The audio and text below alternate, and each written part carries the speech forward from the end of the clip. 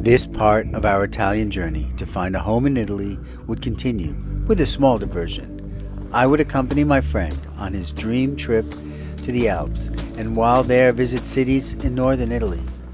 Our hike in the Alps was to visit the mountains around Val di Fassa, a valley located in a region of Italy that shares a history with Austria.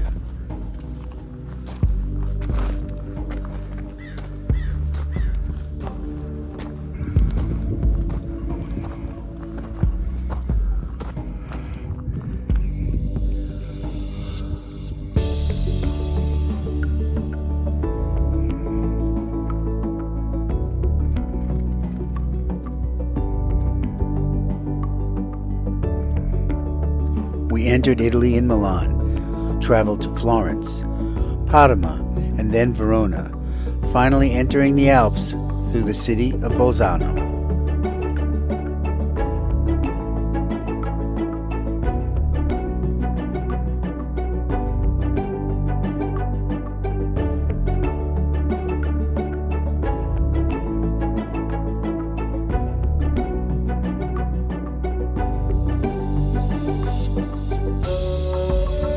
This region of Italy is known as the Trio. It is a melding of cultures, a wonderful blend of alpine peaks, food, and language, a region where German is heard as often as Italian. This is the Southern Trio. It is a place that has birthed some of the world's greatest mountaineers and skiers. One that always stands out for me is Reinhold Messner, the first person to climb all 14 of the tallest mountains on the planet. He did it all without supplemental oxygen.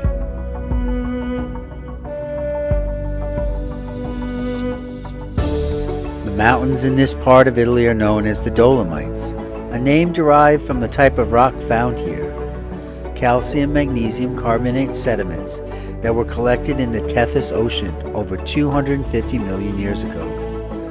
The word dolomite comes from the person who first identified the rock type. These shallow sea sediments were thrust upward in a mountain building event that started approximately 65 million years ago. The mountain building created spectacular, jagged peaks, and these mountains continue to grow to this day.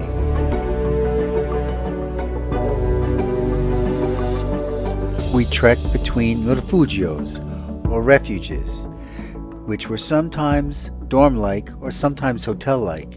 They were once austere places maintained by mountain folk to take care of well-to-do adventurers in the 19th century who visited the Alps on the Grand Tour, adventures to exotic regions in Europe. Now they service travelers in lightweight hiking shoes clad in waterproof fabrics, which get fed sumptuous meals with good wine and often soften their aching muscles in hot showers. This is the grand tour of the 21st century, the adventure with exercise and comfort.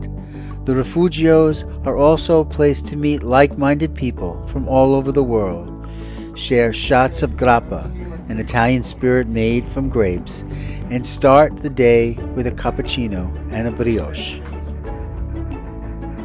We hiked for several days along the trail and sometimes stopped at a refugio for coffee. We saw caves in the mountainsides carved out during the Great War to create fortresses when the area was contested. We inched our way across steep mountainside paths, holding onto cables for safety. We occasionally jumped on ski gondolas that took us down the mountainside for lunch in the valley towns below. In lands I never saw, they say, immortal Alps look down, whose bonnet touched the firmament, whose sandals touched the town. Meek at whose everlasting feet a myriad daisies play. Which, sir, are you, and which am I, upon an August day? Emily Dickinson. As the day continued, the cloud cover built. Gray skies grew heavier and heavier. Yet this was still late summer and not yet an autumn day. We hiked into the cold, rainy evening that by morning was wet and white, Snow had filled the mountain peaks and changed our plans that day.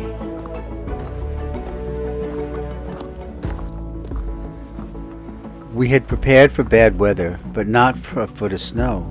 After a short hike, we escaped the mountain peaks with a gondola ride and a bus trip to the base of the slope of what would lead us to the next refugio. Before picking us up, the driver of the bus put on snow chains, giving us a pause to think about what was to come.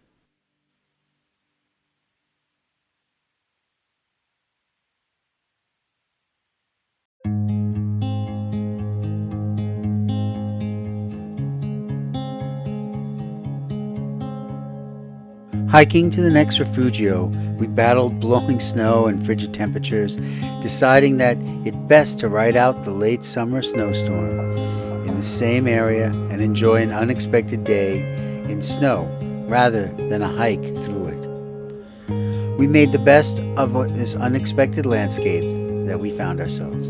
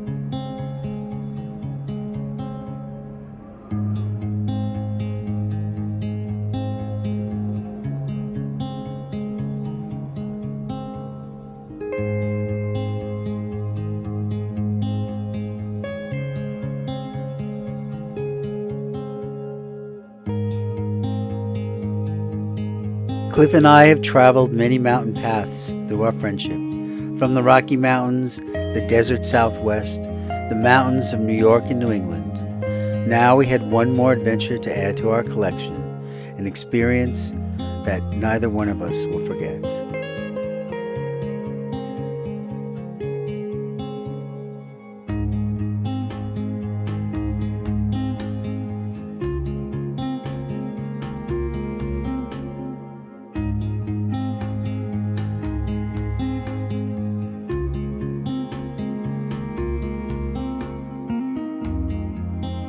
After Italy, I took my friend to Poland, where I have spent most of the last 10 years living in Europe. I would show him a little bit of that beautiful country, and then a return trip to Ireland, where I now live. If something is worth doing, it is worth doing well. I hope this worked out well. We took one final hike on the Irish cliffs above the sea. It was a chance to think about our shared journey and think about home, the important part of any travel.